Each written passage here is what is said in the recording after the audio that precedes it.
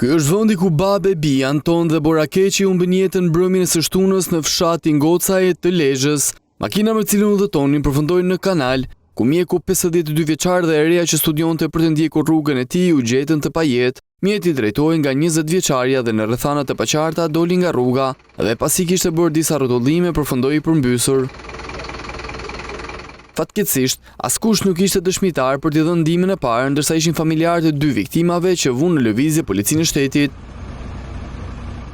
Gjatë rrugës që ata përshkruanin çdo ditë, pasi punonin në kampin e Gjadrit, policia vuri re disa copëza nga makina aksidentuar. Pasi ndaloi makinën dhe ndezi dritat, u konstatua se një makinë kishte rënë në kanal. Pas kësaj, u lajmërua karrotreci që pasi u nxorr nga kanali u konstatuan dy trupa të pajet që i përkisnin babe bi Anton dhe Bora Keqi. Paraprakisht, në zonë ku ndodhi aksidenti i rënd mungon ndryqimi i rrugës, e ndërsa kjo besohet të jetë një nga shkaqet e regjistrimit të ngjarjes së rënd.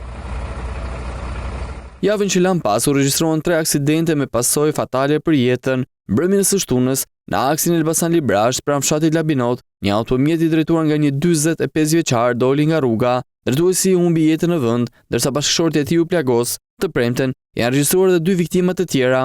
Në aksin Elbasan Cerrik, një 28 vjeçar ndërroi jetë pas një përplasje të fortë mes automjetit të tij dhe një mjeti tjetër. Ndërkohë, në rrugën Fushkruj Milot, një tjetër aksident i rënd i mori jetën pasagerës që ndodhi në një automjet që u dëmtua rënd nga përplasja.